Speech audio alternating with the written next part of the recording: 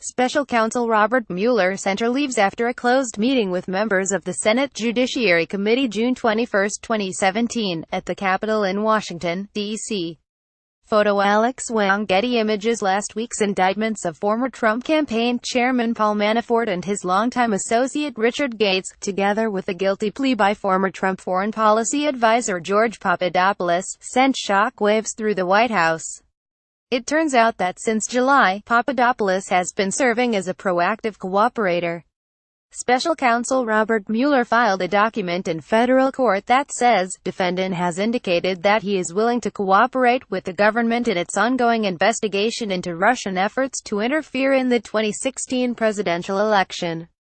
Papadopoulos was likely wired for during conversations with administration officials whom he may implicate in criminal conduct. To read more stories like this, visit Human Rights and Global Wrongs. But Mueller's opening salvo was just the tip of the iceberg. As the special counsel moves toward criminally charging Donald Trump's former national security advisor Michael T. Flynn and others, even the president could find himself in Mueller's crosshairs. NBC News reported on November 5 that Mueller has enough evidence to bring criminal charges against Flynn and his son, Michael G. Flynn. Father and son work together in Flynn Intel Group, a consulting and lobbying group. Mueller is reportedly investigating Michael T. Flynn for money laundering and lying to federal agents about overseas contacts. The special counsel is also exploring whether Flynn tried to assist in removing a chief rival of Turkish President Recep Tayyip Erdogan from the United States to Turkey in return for the payment of millions of dollars, two officials told NBC News. Trump fired Comey to protect Flynn. Recall that in February, Trump pressured FBI Director James Comey to drop the investigation of Flynn. That happened the day after Trump fired Flynn for lying to Vice President Mike Pence about Flynn's contacts with Sergei Kislyak, Russian ambassador to the United States. Trump warned Comey, "I hope you can see your way clear to letting this go, to letting Flynn go. He is a good guy. I hope you can let this go." Comey testified, "I took it as a direction that this is what he wants me to do. I replied only that Flynn is a good guy." According to Comey, the president asked Attorney General Jeff Sessions, Jared Kushner and others to step out of the Oval Office before he requested that Comey drop the open FBI criminal investigation of Flynn for his statements in connection with the Russian contacts, and the contacts themselves. 2 weeks earlier, the president had twice demanded loyalty from Comey, who testified that Trump told him, "I need loyalty, I expect loyalty." Pressed by Trump, Comey said he finally assured the president he would get honest loyalty from the FBI director. When Comey didn't halt the investigation of Flynn, Trump fired the FBI director. The next day, Trump boasted to Russian officials in the Oval Office, "I just fired the head of the FBI. He was crazy, a real nut job," adding, "I faced great pressure because of Russia." That's taken off. The day after boasting to the Russians, Trump told NBC's Lester Holt, "When I decided to just do it, fire Comey, I said to myself, this Russia thing with Trump and Russia is a made-up story." Philip Allen Lacovara, former Justice Department Deputy Solicitor General and counsel to Watergate's special prosecutors Archibald Cox and Leon Jaworski, wrote in The Washington Post, Comey's statement lays out a case against the president that consists of a tidy pattern, beginning with the demand for loyalty, the threat to terminate Comey's job, the repeated requests to turn off the investigation into Flynn, and the final infliction of career punishment for failing to succumb to the president's requests, all followed by the president's own concession about his motive. Any experienced prosecutor would see these facts as establishing a prima facie case of obstruction of justice. Mueller could pressure Flynn to incriminate Trump. If Mueller charges Michael T. Flynn, that could strengthen the obstruction of justice case against Trump.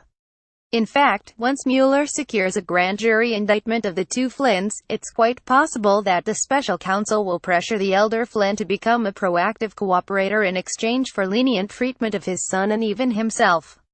Trump has gone to great lengths to protect Flynn, likely because the latter has information that would incriminate the president. It took Trump 18 days to fire Flynn after learning of his lies to Pence. Trump leaned heavily on Comey to look the other way in the Flynn investigation and fired Comey when he refused to let Flynn go.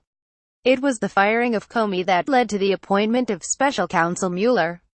Trump Jr. and others in Mueller's crosshairs. Flynn is not the only official whose family members could be implicated in the Russia investigation. Trump himself faces the same predicament. In June 2016, Donald Trump Jr., Kushner, Trump's son-in-law, and Manafort met at Trump Tower with Natalia Veselnitskaya, a Russian lawyer with ties to the Kremlin. Trump Jr. arranged the meeting with the expectation of receiving negative information the Russian government supposedly had about Hillary Clinton. British publicist and former tabloid reporter Rob Goldstone had told Trump Jr. in an email exchange that the Russian government had some official documents and information that would incriminate Hillary, adding, "This is obviously very high-level and sensitive information, but is part of Russia and its government's support for Mr. Trump." 17 minutes later, Trump Jr. replied, "If it's what you say, I love it." Trump Jr. insisted that nothing of substance came from the meeting with Veselnitskaya. But 5 days later, D.C. leaks released internal documents from the Clinton campaign for the first time. And 1 week later, WikiLeaks published numerous Democratic National Committee (DNC) emails. Additional disclosures of data continued to emerge until the presidential election. Even if the meeting and the release of DNC documents were unrelated and nothing substantive came from that meeting, Trump Jr. and possibly Manafort and Kushner could be liable for attempted violation or conspiracy to violate the Federal Election Campaign Act. Moreover, new information has come to light that could increase Trump Jr.'s criminal liability.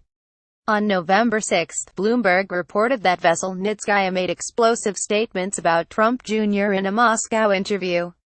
The Russian lawyer claimed that before the election, Trump Jr. indicated to her that if his father became president, the Magnitsky Act, a U.S. law that froze some Russian officials' access to real estate and to money they had kept in Western banks, could be reconsidered.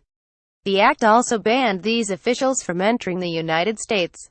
Russia retaliated for the Magnitsky Act by halting U.S. adoptions of Russian children. After the June 2016 meeting became public, in damage control mode, Donald Trump crafted a statement for his son to deliver. It said, "It was a short introductory meeting. I asked Jared and Paul to stop by. We primarily discussed a program about the adoption of Russian children that was active and popular with American families years ago and was since ended by the Russian government, but it was not a campaign issue at the time and there was no follow-up. I was asked to attend the meeting by an acquaintance, but was not told the name of the person I would be meeting with beforehand." NBC News reports that Trump Jr. is under scrutiny by Mueller. It's quite possible that Mueller is investigating both Trump and Trump Jr. for conspiracy to violate the Federal Election Campaign Act. In this case, the president could potentially be named as an unindicted co-conspirator. Kushner and former Trump advisor Carter Page are also under scrutiny by Mueller, according to NBC News. And Sessions has been called to testify before Congress again for lying about Trump campaign contacts with Russian officials. Donald Trump should be very worried.